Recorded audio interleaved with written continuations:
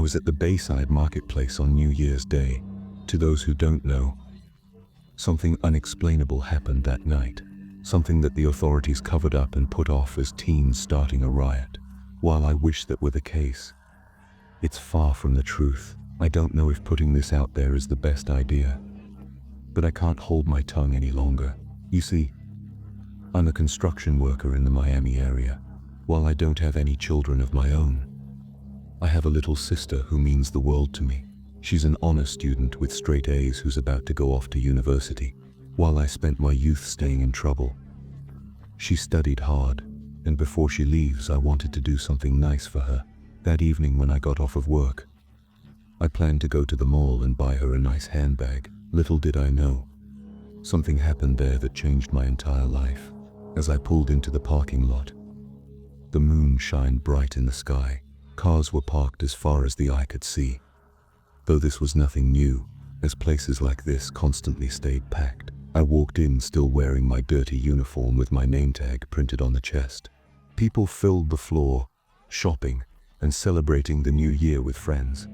I wasn't much of a shopper, so I planned to grab the bag and go. I walked into the store and saw the many purses they had in stock. Some wore price tags that climbed into the tens of thousands. While I did admire my genius little sis, I didn't love her that much. I could feel the eyes on me as I looked around. This place was usually for a higher class of people, but regardless, I found one that was within a reasonable price range. It was white and had one of those famous designers' names embroidered onto it.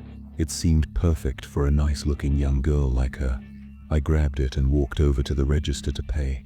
The preppy woman had a look in her eye like she was afraid to touch me, but it didn't matter. I was proud of my sister, and she deserved to be rewarded. After she bagged the purse up, I was ready to leave, but that's when it happened.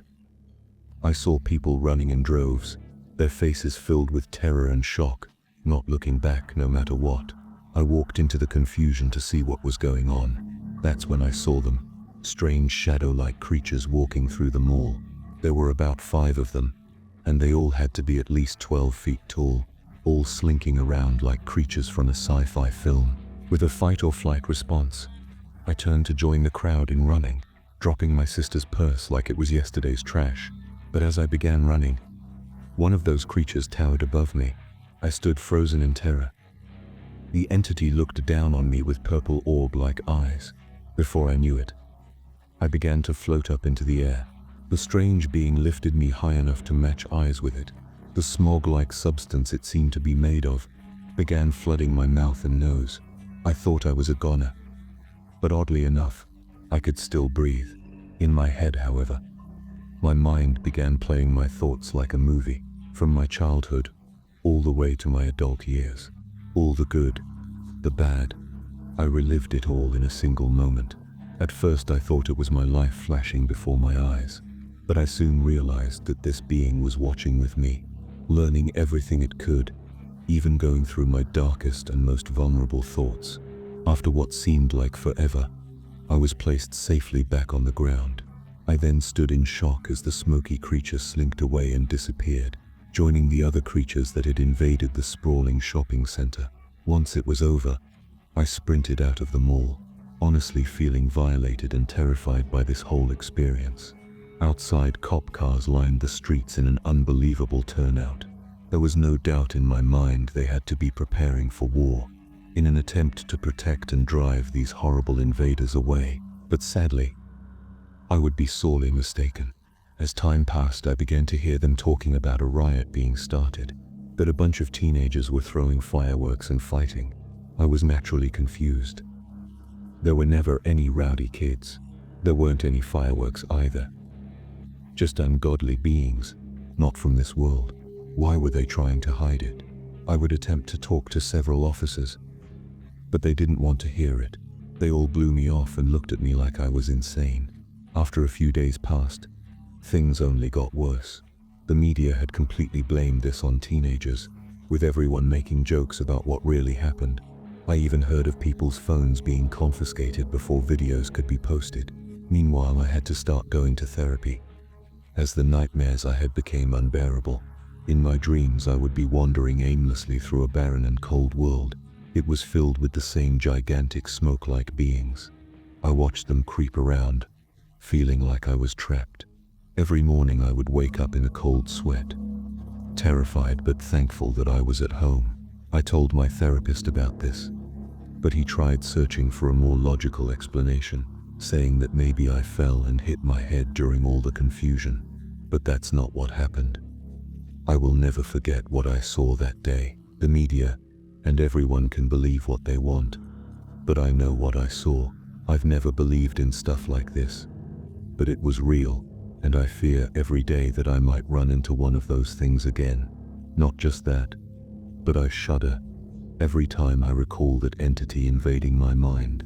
If anyone out there isn't afraid, share your story. They can't hide the truth forever.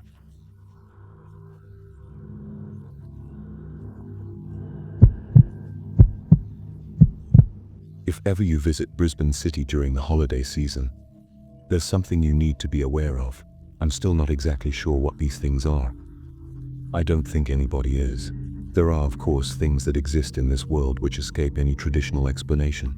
I'm certain none of us who frequent this corner of the internet would object to that truth. Anyway, I'm drifting a little off track. I guess you all came here to read a story.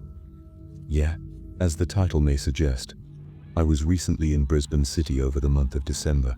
For those of you not from this part of the world, Brisbane is one of Australia's quieter capital cities.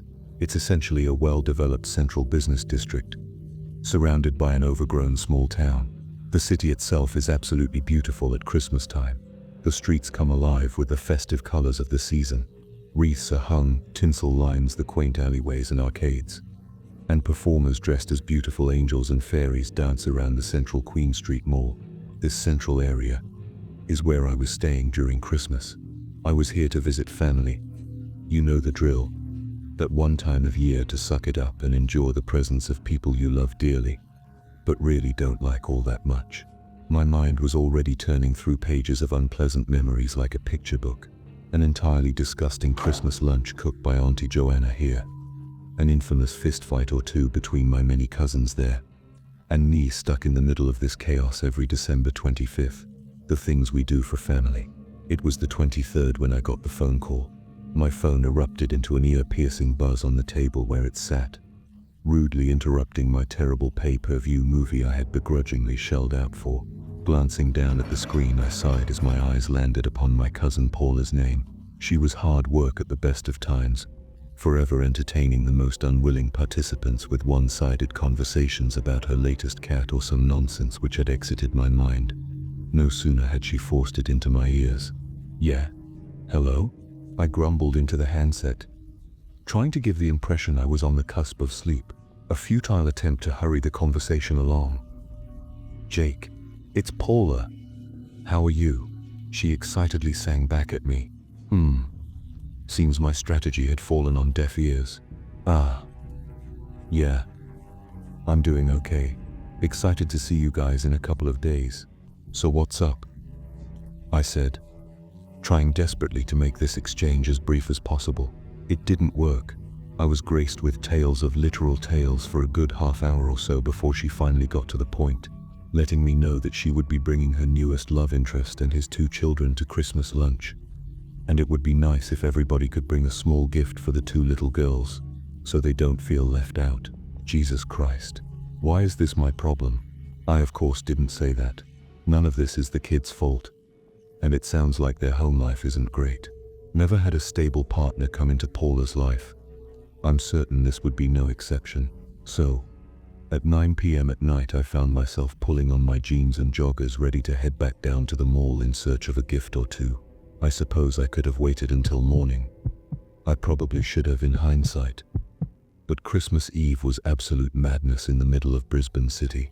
People heading out at the last minute to buy Christmas gifts they'd made zero plans for the rest of the 363 days of the year. And of course that is entirely your fault, should you dare to get in their way, as if to test me. The second I stepped foot outside my hotel and breathed in a big gulp of crisp River City air, I was accosted by a homeless man, shouting in my face. I tried to simply walk away, but he followed, screaming at me. Please, please, look, I'm always willing to give when I can, but I only had $50 notes on me, which I really couldn't spare.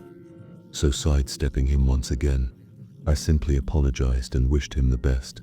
Before moving on, I kept one eye on him as he skulked off into a back alley up the street a ways. You never know when drugs might be involved and how that might affect a person's behavior, so best to stay alert. Slowly, I made my way down Edward Street toward Queen Street, keeping a sharp mental focus on the alley behind me. I must admit, that guy got to me a little. I'm in the city frequently, so I'm not too rattled by encounters like this, but there was something quite manic in his eyes. I didn't like it. Other than that though, it was a rather quiet night. The promise of rain seemed to hang just out of reach, the cloud cover darkening the streets, making for a scene eerily similar to something straight out of Gotham. I always loved the city. Something about the calm yet somewhat chaotic ambience just soothed me in a way that's probably foreign to most of my country-dwelling acquaintances, particularly these night walks. Just the sound of your footsteps along with those typical urban sounds, a siren in the distance, wind howling through the looming buildings, the faint hum of engines as traffic endlessly droned across the nearby road bridges. Before long, the opening to Queen Street Mall was in sight. I was a little taken aback at first, noting the place was quite a bit busier than I anticipated it would have been at this time of night. Late night shopping hours in the lead up to Christmas seemed to have attracted many more people than usual.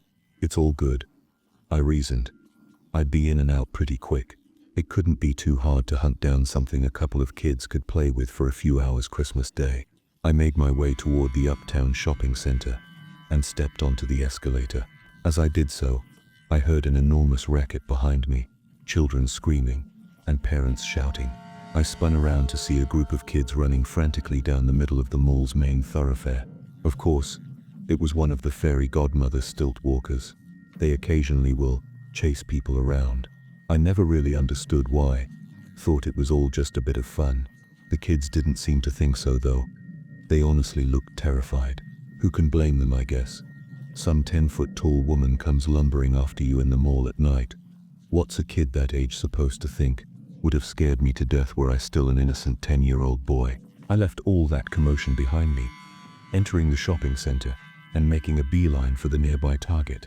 As I made my way through the center, I noticed that the shops were all beginning to pull down their roller doors. Looks like I got here just in time. Checking my watch, I was surprised to see the hour hand ticking its way ever closer to 10 p.m. I didn't think I took that long. Walking down here, I began to hustle, wanting to get in and out of Target as quickly as I could and get back to the hotel. I was getting a weird vibe in the city tonight. First from that run-in with the homeless guy, and now as more and more shops began to pull down their doors and shut off their lights for the night. I was beginning to feel a little vulnerable. I couldn't quite put my finger on why. I was getting that emptiness feeling. Have you ever looked at pictures of liminal spaces and come across those typical images of abandoned shopping centers? That was the vibe I was getting. I jumped a little as a nearby shoe store suddenly slammed its doors down with a mighty crash, which echoed through the mall's seemingly deserted twists and turns. I quickened my pace. I was starting to feel trapped, and it was making me very uncomfortable. I couldn't shake this sudden feeling that I might somehow get stuck in here. Finally, after what felt like forever traipsing through these dimly lit halls, I found the Target, an oasis of bright lights among these quickly darkening passageways. I made my way inside and ran through to the kids section. It was literally a couple of minutes until close now, so I didn't waste time tossing up options. I grabbed a few books that looked like they might be interesting to kids and picked up a little princess toy set on my way back to the front of the store. Hearing the sounds of yet more roller doors squeaking their way down, I headed straight for the checkouts. I walked a little faster now, as the lights in the store began shutting off one by one. It gave me that weird feeling again. It made me feel so very small, like a mouse trying to make his way out of a maze. What was particularly odd is the place really did feel like it was deserted. There were a few other people here and there, but nothing like the crowds I had anticipated. Every so often I'd catch sight of a fellow shopper darting their way between the aisles, so I wasn't the only one here. but still, it felt like I was. Boom. A dull electrical impact from above me, as another of the store's overhead fluorescent lights shut off behind me. Boom. And another. I was practically running to the checkouts now, sweat forming on my face. Something wasn't right. Boom. Darkness. I was standing in absolute darkness, entirely alone, in the middle of a Target store, in the busiest shopping center, in Brisbane City. No way. This was wrong. This was very, very wrong. As if reading my mind, I heard a crackle coming out of the tiny speakers in the ceiling above me, as a soft-spoken, cheery voice came across the store's intercom system. Good evening, shoppers. The store is now closed. We hope you have had a wonderful shopping experience with us tonight. Please bring any remaining purchases to the checkouts, so we may complete your transactions. We pray you get home safely. Okay. That was odd. Well, the entire situation was odd. But pray you get home safely. It almost sounded threatening. Anyway, I was done with this. Absolutely and totally done. I made my way to the checkouts area, which were also now in complete darkness, save for a tiny flickering blue light above. They really don't mess around come closing time. I approached the one remaining open checkout, a small self-serve unit, and began scanning my items. Beep. The sound seemed to echo through the looming halls outside. Deep. I glanced up, looking down the gaping maw that awaited me. I had this feeling I couldn't shake, like something might crawl out of there, trying to get me. Beep. Around a corner. The faint rattle of a door came rolling around through the darkness. Beep. My anxiety was heightening with every beep that rang out. I couldn't take this anymore. Beep. Beep. Beep. Beep. The checkout started making an absolute racket. I grabbed the rest of my stuff, pulled a $50 note out of my pocket, and threw it onto the checkout, leaving one of the books to keep it weighted down. I wasn't sticking around any longer. I shoved my things into a bag and got the hell out of there, breaking into a swift power walk toward the exit. As I walked, one quick step at a time, the ominous ambience of a dead shopping mall, in the silence of the night, emanated around me. Distant footsteps, faint buzzing from the remaining dull lights. Every so often I'd hear some voices in the distance, shouting or laughing, the sounds bouncing their way around the center. After a minute or two of this, I finally caught sight of the exit and broke into a jogging pace straight for it. That feeling of fresh air on my skin is one of the best sensations I have ever felt. As I clanged my way down the now deactivated escalator, I swore to myself that this was the last time I was ever going to chance shopping at night. Something about what happened in there was not right at all. Beyond just being creeped out about being stuck in the center alone, it felt like something more, something I couldn't place, but it touched on a primal part of my brain. Anyway, I was out, and all was fine. I slowly strolled my way down the now devoid of life Queen Street Mall. It's like a fever dream in the early mornings or late hours, a stark contrast to what is usually a bustling tourist hotspot. As I walked, I noted the sounds and the smells around me, no longer surrounded by the crushing emptiness of that damned shopping center, but instead the peaceful ambience of the night. I noted the calls of the many nocturnal animals that lived in the city's parklands, the breeze whistling through the streets and alleyways, which felt nice on an otherwise warm summer's night, and the soft lapping of the Brisbane River, a sound which could be heard blocks away when the city was quiet enough. It was perhaps because of this calming atmosphere that I was not alarmed at first, when I looked up ahead and noticed that a few of the mall's Christmas performers were still out and about. They were merely silhouettes at my distance from them, but I could make out a group of kids, and 2 or 3 of the stilt walkers still up and about doing their routines. It gave me a chuckle at first. They were very committed to their bit. However, it was when one of the stilt walkers broke away from the group, lumbering away from the others in a wide turning circle, before walking down towards me, that I decided to take an alternative route. I get it's fun for kids or parents shopping with their children, but the whole chasing thing was not something I wanted to be dealing with at 10:30 p.m. at night. Shuffle, shuffle, shuffle. The stilt walker continued her slow approach in my direction. As I made a swift left turn down an open laneway, I just wanted to get back to the hotel already. This night had been so weird. Shuffle, shuffle, shuffle.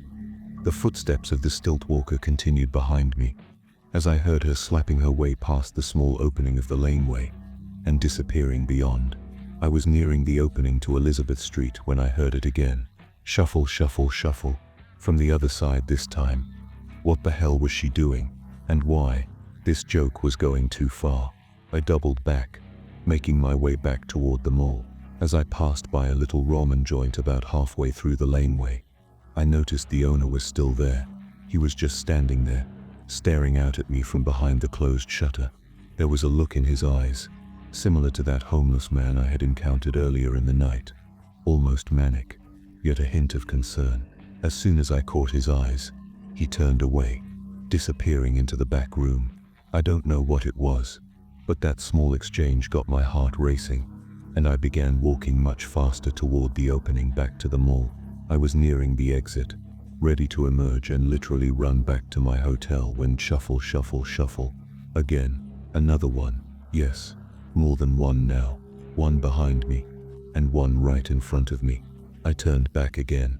I know, it's just a stilt walker, you might say.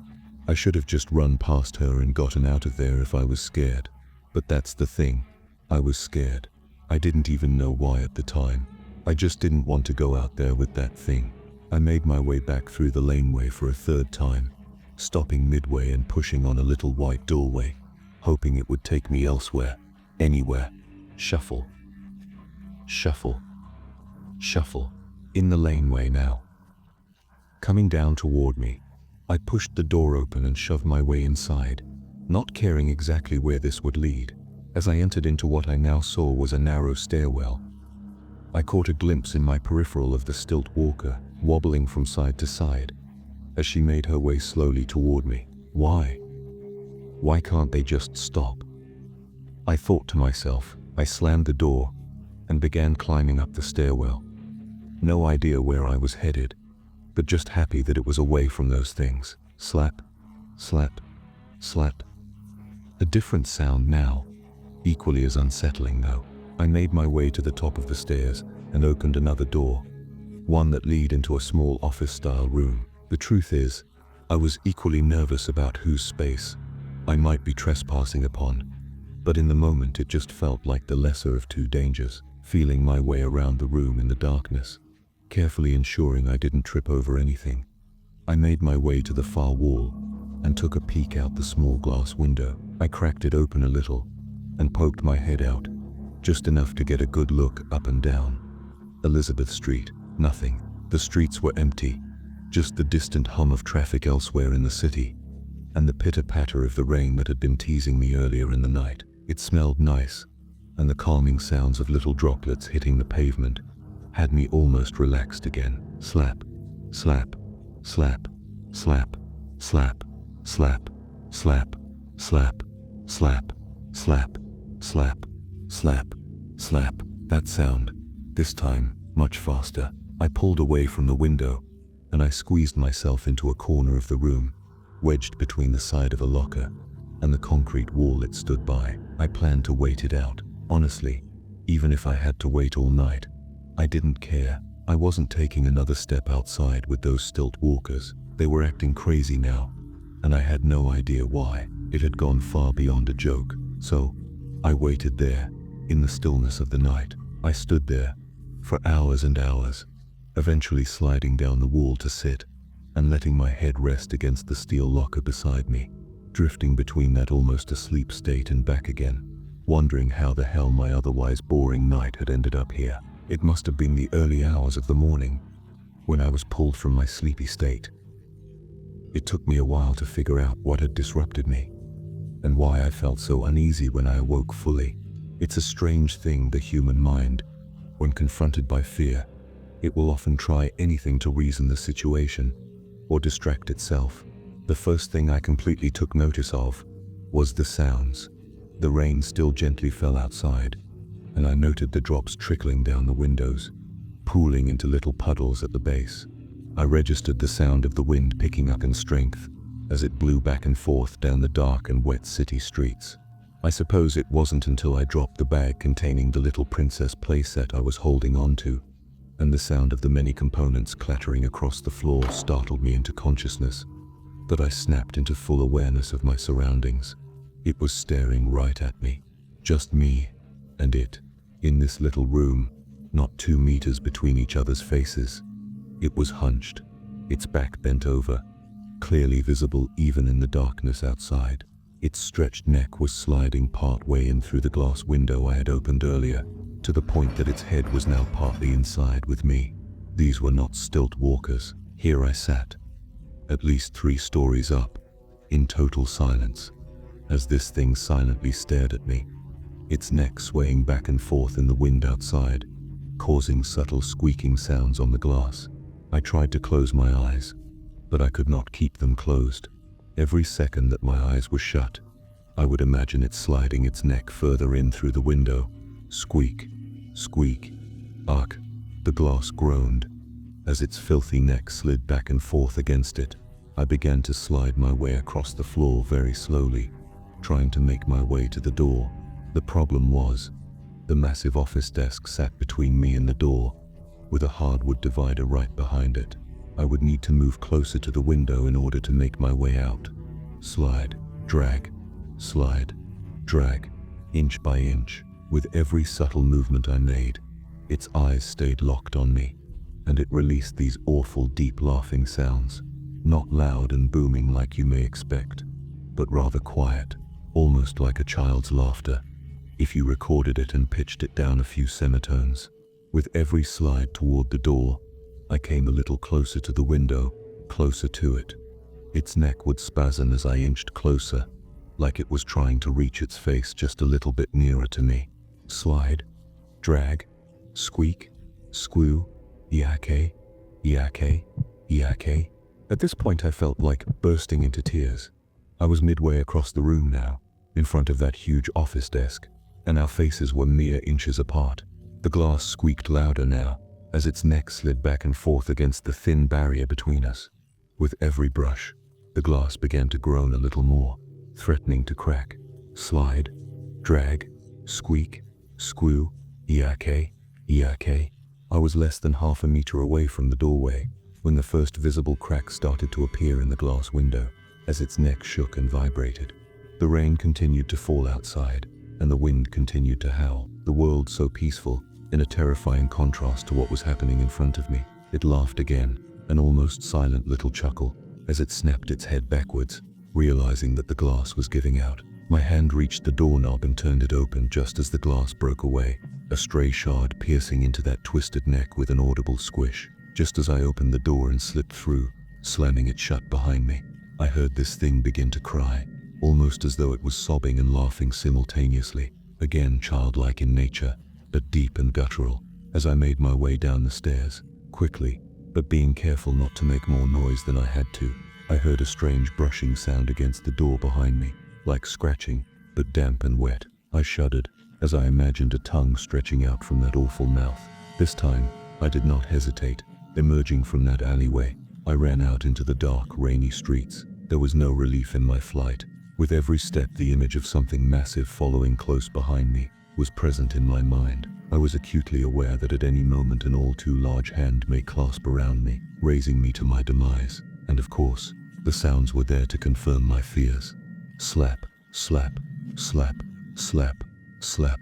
The distant sound of something barefoot running through the mall. After me, I did not know, nor was I going to chance looking to find out. I ran back to my hotel, taking every shortcut I was aware of. Arriving at the front lobby, I slammed my card against the reader and flew in through the doors, grabbing the first elevator up to the 12th floor I was staying on, where I hoped beyond hope that I would be safe. I admit my haste was selfish. Should I have warned the staff at the front desk? Maybe. I guess I'll never know if I made the right choice. Who in their right mind would believe the ramblings of a man who had just witnessed what I had? The elevator dinged at my floor, and I ran to the assumed safety of my room. I swiftly made my way to the window and flung open the curtains. I suppose this is the point of the story, where one might neatly close things out by explaining that nothing of interest could be seen, that I didn't know if it was imagined or real, and never will. How I wish I could sit here and tell you this, for what I saw was very real, and no doubt remained in my mind. There were many of them, Tall, impossible things, blundering up and down the mall, and the streets and laneways beyond. They appeared just as the thing I had encountered did, almost innocent in their nature, even childish. I sat there and watched them all night. As the hours crept towards 5 a.m. or so, I watched, flabbergasted, as these things began to shrink. What had been giants suddenly were a fraction of their size, yet still quite tall, maybe 10 feet if I had to guess. It fell into place then. The stilt walkers, performers they were not. Or they were. I mean, that's what they were masquerading as. But I knew now those were not their true forms, not their true faces. As night fell, they became something else. I thought back to the many times I had seen these things chasing people, chasing kids through the mall. I thought back to earlier in the night, when I first caught sight of these things. There had been many children among them. Were they kids who had been captured, spirited away? I dare not think of it. There are still things I don't understand, and many questions I'll never have answers to. But the realities here remain, and you would do well to heed my warnings. Stay away from Queen Street Mall after dark. In fact, just to be safe, the minute you hear those shops rolling down their doors at closing time, leave. Get yourself back home. Get on a bus. I don't care where it's headed. Just get as far away from that damned place as you can. You don't want to find yourself alone in those desolate, abandoned streets when the tolls come out.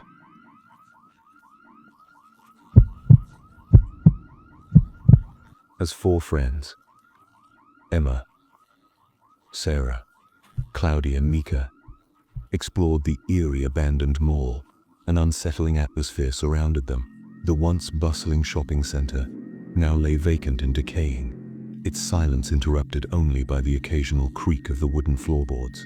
The dim light filtering through the boarded-in windows cast long, ominous shadows throughout the building. As they delved deeper into the mall, the once vibrant stores now held an ominous and foreboding feel. Mannequins lay toppled over, their blank eyes staring out at the group like silent sentinels. The scent of musty decay hung heavily in the air, and a sense of unease washed over the 4 friends. Suddenly, they heard footsteps echoing eerily from somewhere down the hallway. Emma's heart leapt into her throat as they exchanged nervous glances, silently questioning whether they should proceed or turn back. Mika, the fearless one amongst them, pressed on, leading the group further into the maze-like interior of the old shopping center. The footsteps grew louder, their cadence slow and steady, creating a sense of trepidation and dread.